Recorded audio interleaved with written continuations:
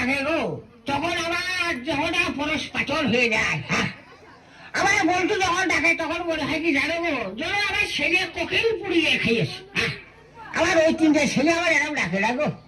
আমার বাড়িতে ভাই কানে আসে যে শাওড়ি শ্বশুরি বলে খুব ডাকে, তা সে ডাকুক, আমার বলটি কতটা। আবার যান তা ডাকছো কা, তোমার কি হয়েছে আবার যান?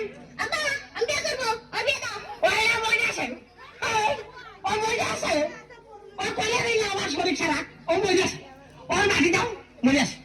হ্যাঁ, ওই যে আমার দাদা কইয়া গেছে গো, আমার দাদা কইয়া গেছে যে কলির যুগ আসবে। হ্যাঁ, ওই বাগরতলায় হাট লাগবে, তাহলে কলির যুগ যে এসে গেছে এখন তা বুঝতে পারলাম। হ্যাঁ, তাহলে আমার ওই তিনটে ছেলে আমার আব্বার এখনো আমার সামনে কোনো বিয়ের কথা কইনি।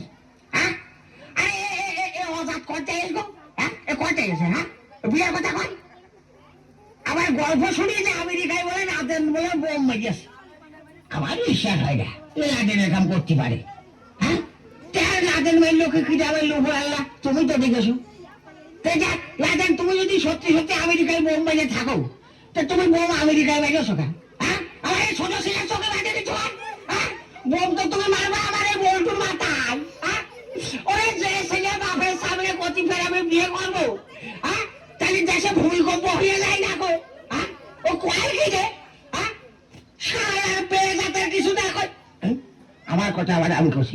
আরে বাবু আমি বেজাত না, বেজাত ওই সারা মেয়ে লোকটা। হ্যাঁ, ও জন্ম তো নিয়েছে মেয়ে লোকটার ব্যাটে, আমি তো না। হ্যাঁ, এই তুই বিয়ে করবি, তোর কি বিয়ের বয়স হয়েছে? হারে তুমি কেন সাথে ইয়ার কি মারো? হ্যাঁ, এই তোর সাথে ইয়ার কি মারবো? তোর মানে তুই কি আমার বন্ধু না ক্লাস ফেলে? হারে